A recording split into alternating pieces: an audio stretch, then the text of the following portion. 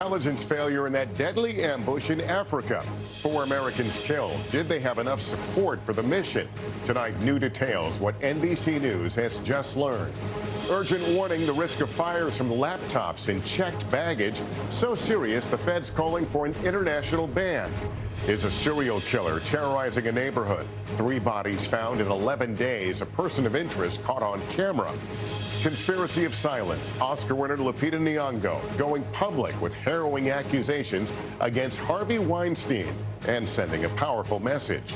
Diet soda deception. A new lawsuit accuses soft drink makers of misleading customers.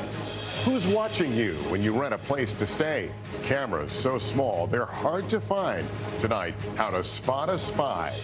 And honoring America's heroes. A Gold Star mom on a mission. Also, this weekend's spectacular show, and it's absolutely free. This is NBC Nightly News with Lester Holt. Good evening. The demand for answers is growing louder tonight in the combat deaths of 4 American soldiers in a place most of us didn't know American forces were even serving. The outnumbered Green Berets were ambushed more than 2 weeks ago in a remote corner of Niger. Tonight, amid a new call for congressional hearings into the attack, an expanding investigation is looking at, among other things, whether the Americans had the latest intelligence and adequate air support, and even whether they might have been set up by locals. Our Pentagon correspondent Hans Nichols has new details. As the last soldier who died in Niger, Sergeant LaDavid Johnson was mourned by his family. A senior congressional aide who has been extensively briefed tells NBC News the ambush that killed him and 3 other soldiers stemmed in part from a massive intelligence failure. But the Pentagon warns that such conclusions are premature. Tonight, the FBI is joining the investigation with forensic support, looking into how a team of well-trained special forces was ambushed, the Pentagon says, by a group of roughly 50 ISIS-linked fighters. Military officials now say the special forces who were meeting with the tribal elders before the attack may have been delayed intentionally, allowing ISIS to prepare the ambush. New questions as the team was exposed without drone support directly overhead. A coverage gap the U.S. Commander for Africa has publicly complained about for more than a year. Earlier this year, the Commander for Africa warned only 20 to 30% of his intelligence requirements were satisfied, writing, "This limits situational understanding, support to operations, and fails to offer threat indications and warnings." Defense Secretary Jim Mattis summoned to Capitol Hill. We can always improve on communication, and that's exactly what we'll do. We don't want the next 9/11 to come from Niger. Senator Lindsey Graham calling for more oversight and warning Americans about a new stage in the war against ISIS. The war is headed to Africa. It's beginning to morph. As we suppress the enemy in the Mideast, they're going to move. They're not going to quit. Secretary Mattis wouldn't say if President Trump authorized this specific mission, but Pentagon officials tell NBC News that this type of operation wouldn't require presidential authorization. Lester? Hans Nichols at the Pentagon starting us off. Thanks. And in the fallout from the Niger ambush, a fierce political battle intensified today between the White House and a Florida congresswoman who says Chief of Staff John Kelly lied about her when he defended President Trump's phone call to the widow of one of those soldiers. The White House doubling down on Kelly's remarks despite video evidence. NBC's Peter Alexander has more. President Trump tonight ignoring questions about Niger. Mr. President, did you authorize the mission in Niger? Thanks, Peter. Thank you all. Thoughts on the second? But his top aides are sticking to a false claim Chief of Staff John Kelly made while condemning Congresswoman Frederica Wilson, who revealed details of the president's call with a widow of one of the slain U.S. soldiers. If you're able to make a sacred act like honoring American heroes all about yourself, you're an empty barrel.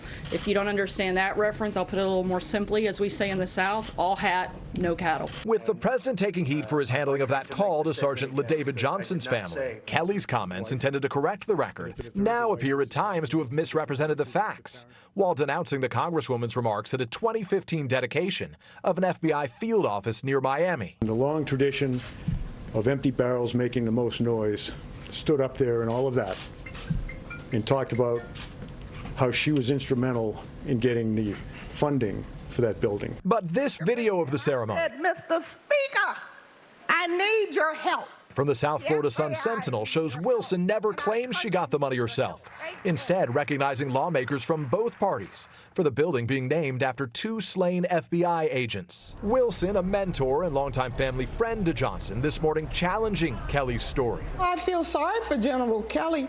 He has my sympathy for the loss of his son, but he can't just go on TV and lie on me. The White House tonight trying to silence the critics. If you want to get into a debate with a 4-star Marine general, I think that that's something highly inappropriate. Be clear, this was not the debate the White House wanted to be having this week. A controversy now in its 5th day, the latest in a pattern where the president's impromptu comments drown out their planned message, which this week was health care and tax cuts. Lester? Peter Alexander at the White House, thank you. And there's a new urgent warning we have to tell you about tonight from the FAA about the serious fire risk posed by lithium-ion batteries on commercial aircraft. While laptop computers and personal electronics will still be allowed in the passenger cabin, the FAA says the threat is so serious it now wants an international ban on electronic devices in your checked luggage. Here's NBC's Tom Costello. From the FAA Test Center, chilling video of a suitcase explosion.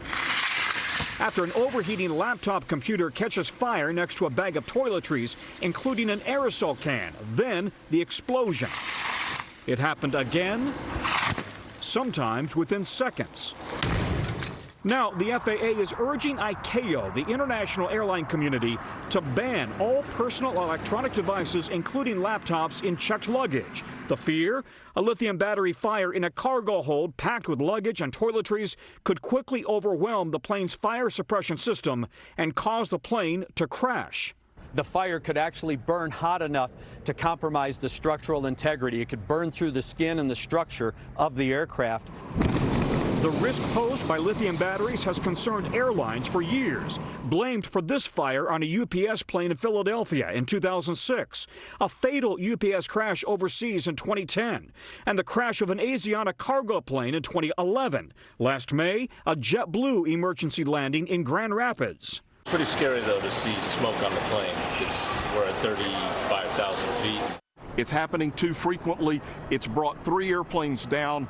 It will bring another one down if we don't adequately address it. Earlier this year, Homeland Security ordered that certain flights coming from certain airports, those passengers should, in fact, put their laptops in their checked bags.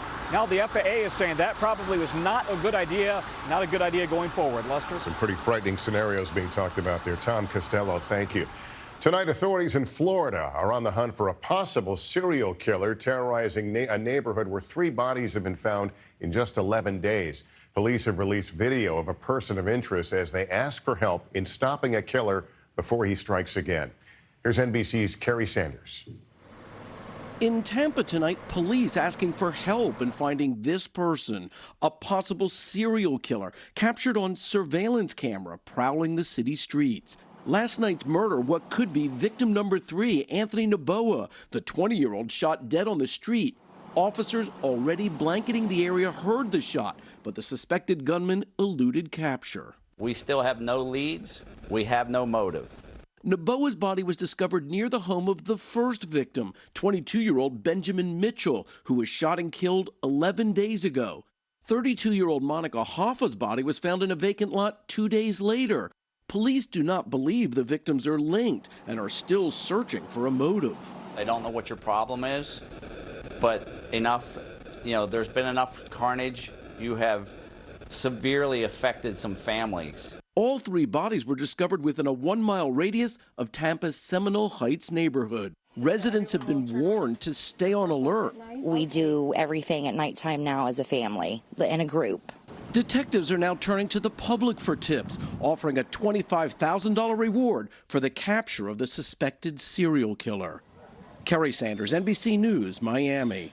Let's turn now to those harrowing new allegations from Oscar-winning actress Lupita Nyong'o speaking out about her experiences with movie mogul Harvey Weinstein, who is now facing dozens of sexual harassment accusers.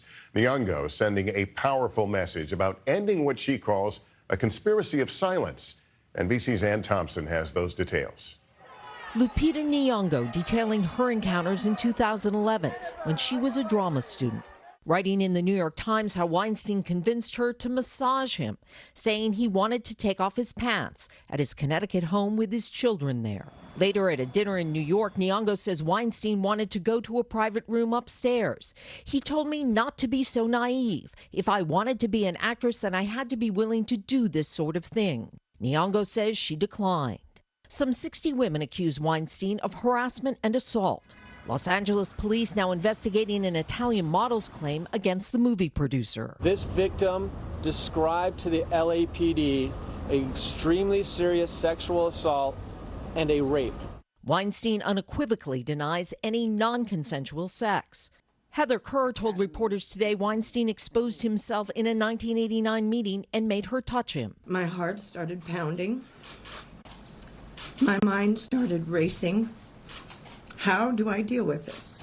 Now director Quentin Tarantino conceding, I knew enough to do more than I did. For 2 decades, Weinstein and Tarantino made edgy and wildly popular films.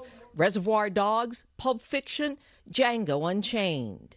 But Tarantino says he marginalized the stories he was told about Weinstein, including former girlfriend Mira Sorvino's accounts of Weinstein's unwanted advances. Tarantino says, I wish I had taken responsibility for what I heard. Colleagues and victims now grappling with the price of silence. Ann Thompson, NBC News. In Las Vegas, there was a moving tribute for a police officer killed in the mass shooting there earlier this month. A massive police procession stretching for blocks for the funeral of Officer Charleston Hartfield. A long line of uniforms as his flag-draped casket was carried inside. Hartfield was off duty, but police say he died protecting others from the gunman's bullets. He leaves behind a wife and 2 children. Tonight marks 1 month since Hurricane Maria struck Puerto Rico, and the island's medical system remains in critical condition. Damaged hospitals still running off generators, and remote areas seeing barely any help. NBC's Gabe Gutierrez takes us aboard a floating military hospital where many beds are going unused. On the Comfort, the Navy's massive hospital ship, more than 900 personnel have been working around the clock. Diabetic Miguette Miller has been here for days after running out of gas for her generator. It was devastating. And it was hard to see people that just lost everything. Although hundreds of patients like hers have been treated and released from the ship, only a fraction of its 250 beds were occupied when we visited. It's up to the Puerto Rican Department of Health to refer patients here from hospitals. The governor has blamed the lack of communication. The Navy says it just wants to help. Someday we're going to go back and analyze, were there any decisions that could have been better framed? We'll probably find that there are. On the island, medical facilities are running on fumes. So in the hard-hit town of Humacao, the Army has set up this 44-bed makeshift hospital.